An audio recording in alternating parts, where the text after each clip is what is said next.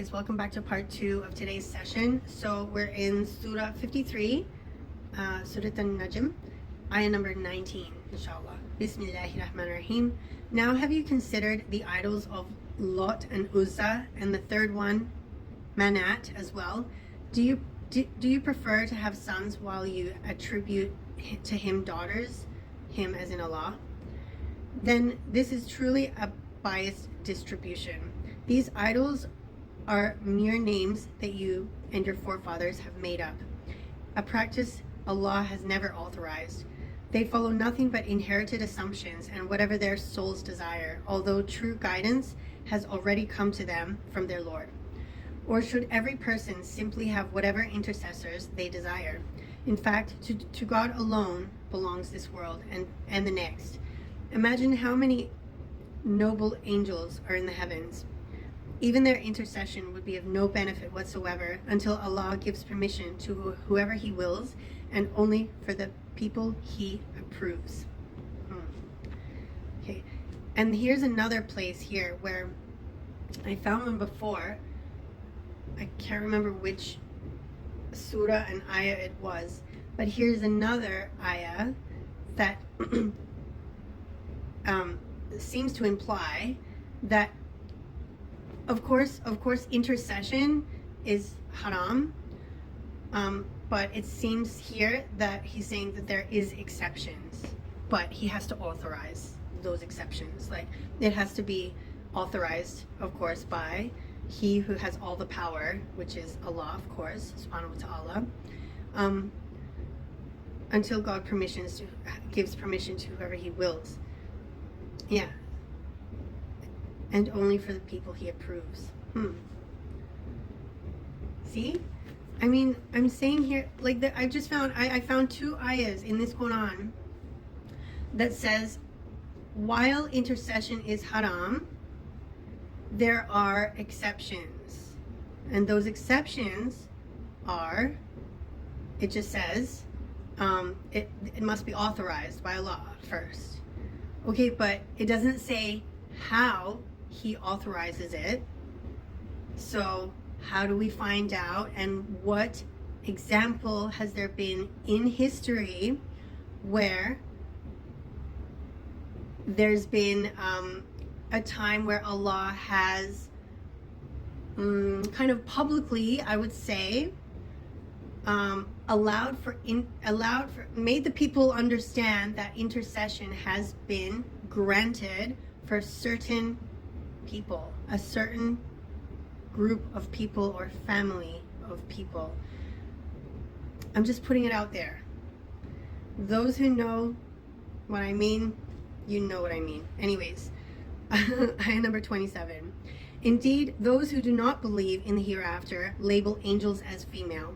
Although they have no knowledge in support of this, they follow nothing but inherited assumptions. And surely assumptions can in no way replace the truth. So turn away, O Prophet, from whoever has shunned our reminder, only seeking the fleeting life of this world. This is the extent of their knowledge. Surely your Lord knows best who has strayed from His way and who is rightly guided. Ayah 31. To God alone belongs whatever's in the heavens and whatever's on the earth, so that He may reward the evildoers according to what they did, and reward the good doers with the finest reward. Those who avoid major sins and shameful deeds despite stumbling on minor sins. Surely your Lord is infinite in forgiveness. He knew well what would become of you as He created you from the earth, and while you were still fetuses in the wombs of your mothers. So do not falsely elevate yourselves. He knows best who is truly righteous. Have you seen the one who turned away from Islam and initially paid a little for his salvation and then stopped? Does he have the knowledge of the unseen so that he sees the hereafter? Or has he not been informed of what is in the scriptures of Moses and that of Abraham, who perfectly fulfilled his covenant? They state that no soul burdened with sin will bear the burden of another, and that each person will only have what they endeavored towards, and that the outcome of their endeavors will be seen in their record. Then will they be fully rewarded, and to that your Lord alone is the ultimate return of all things.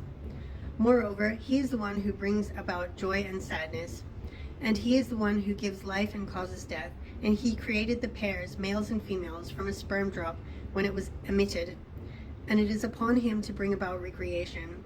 And he is the one who enriches and impoverishes, and he alone is the Lord of Sirius. The Lord of Sirius. 21.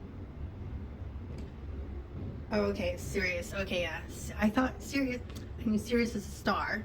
Sirius is a star, and that particular star was worshipped by some of the ancient pagans who used to worship the heavens, like stars and the moon and the sun. But Allah is the Lord of Sirius. Sirius himself is not a god, or itself is not a god. And he destroyed the first people of Ad, and then Thamud, sparing no one.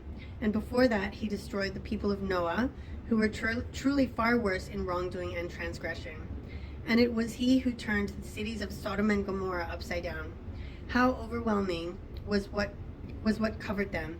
Now, which of your Lord's favors will you dispute?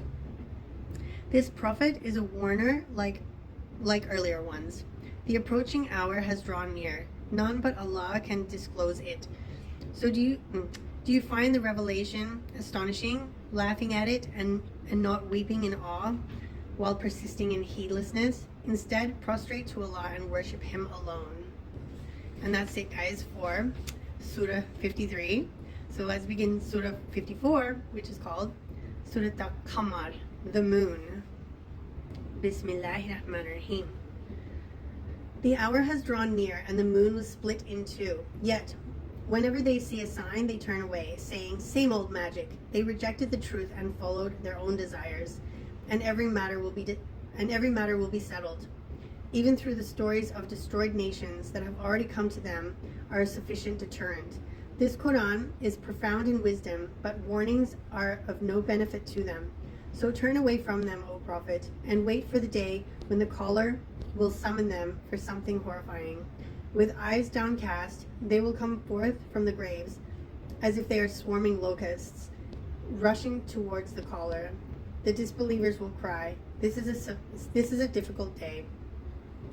Before them, the people of Noah denied the truth and rejected our servant, calling him insane, and he was intimidating. So he cried out to his Lord, "I am helpless, so help me." So he opened the gates of the sky with pouring rain, and caused the earth to burst with springs. So the waters met for a fate already set. We carried him on that ark made of planks and nails, sailing under our watchful eyes, a fair punishment on behalf of the one they denied. We certainly left this as a sign. So is there anyone who will be mindful? Then how dreadful were my punishment and warnings. And we have certainly made the Quran easy to remember. So is there anyone who will be mindful? Ayah 18. Ad also rejected the truth. Then how dreadful were my punishment and warnings. Indeed, we sent against them a furious wind on a day of unrelenting misery, then snatched people up, leaving them like trunks of uprooted palm trees. Then how dreadful were my punishment and warnings. And we have certainly made the Quran easy to remember. So is it there anyone will be mindful? Thamud rejected the warnings as well, arguing, "How can we follow one average human being from among us? We would then truly be misguided and insane. Has the revelation been sent down only to him out of all of us? In fact, he is a boastful liar. It was revealed to Salih. They will soon know who the boastful liar is. We are sending the she-camel as a test for them. So watch them closely and have patience. And tell them that the drinking water must be divided between them and her, each taking a turn to drink every other day." But they roused a companion of theirs, so he dared to kill her, as in the she-camel. Then how dreadful were my punishment and warnings. Excuse me. Indeed, we sent against them only one mighty blast, leaving them like twigs of fence builders. And we have certainly made the Quran easy to remember. So is there anyone who will be mindful? The people of Lot also rejected the warnings. We unleashed upon them a storm of stones. As for the believers of Lot's family, we delivered them before dawn, as a blessing from us. This is how we rewarded This is how we reward whoever gives thanks. We had already warned them of our crushing blow, but they disputed the warnings, and they even demanded his angel guests from him. So we blinded their eyes, and they were told, "Taste then my punishment and warnings." And indeed, by the early morning, they were overwhelmed by an unrelenting torment. Again, they were told, "Taste now my punishment and my warnings." And we have certainly made the Quran easy to remember. So is there anyone who will be mindful? And indeed, the warnings also came to the people of Pharaoh, but they rejected all of our signs, so we seized them with the crushing grip of the Almighty, most powerful. 43. Now, are you Meccan disbelievers superior to those destroyed peoples? Or have you been granted immunity from punishment in divine books? Or do they say, we are all a united front, bound to prevail? Soon their united front will be defeated and forced to flee. Better yet, the hour is their appointed time, and the hour will be the most catastrophic and most bitter. Indeed, the wicked are entrenched in misguidance and are bound for blazes. On the day they will be dragged into the fire, on their faces they will be told, "Taste the touch of hell." Indeed, we have created everything perfectly preordained. Our command is but a single word, done in the blink of an eye. We have already destroyed the likes of you. So will any of you be mindful? Everything they have done is listed in their records. Every matter, small and large, is listed precisely, or written precisely. Indeed, the righteous will be amid gardens and rivers, at the seat of honor in the presence of the most powerful sovereign. Alhamdulillah. So let's begin now Surah 55, which is called Surah Al-Rahman. Surah Al-Rahman, which is the most compassionate, which is one of the names of Allah subhanahu wa ta'ala. Okay, Bismillahirrahmanirrahim. The most compassionate taught the Quran, created humanity, and taught them speech. Not me, apparently. I'm kidding. I trip over my words so often. Sorry. The sun and the moon travel with precision. The stars and the trees bow down in submission. As for the sky, he raised it high and set the balance of justice so that you do not defraud the scales. Weigh with justice and do not give short measure. He laid out the earth for all beings. In it are fruit, palm trees with date stalks, and grain with husks, and aromatic plants. Then which of your Lord's favors will you humans and jinn both deny? He created humankind from sounding clay like pottery, and created jinn from smokeless flame of fire. Then which of your Lord's favors will you both deny? He is Lord of the two easts and the two wests. I think that refers to, there's two of each because there's one on earth and one in the heavens. So one east on earth, one east in heaven, one west on earth, one west in heaven. Correct me if I'm wrong. Then which of your Lord's favors will you both deny? He merges the two bodies of fresh and salt water, yet between them is a barrier they never cross. Then which of your Lord's favors will you both deny? Out of both waters come forth pearls and coral. Then which of your Lord's favors will you both deny? To him belong the ships with raised sails, sailing through the seas like mountains.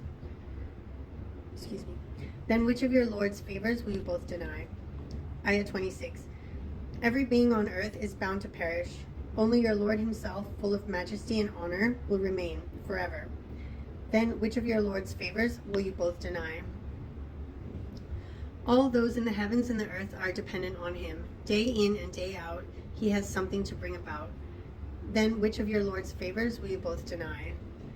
Okay, I'm going to leave it there for part 2, guys, and I'll see you back here for part 3, inshallah. Stay tuned.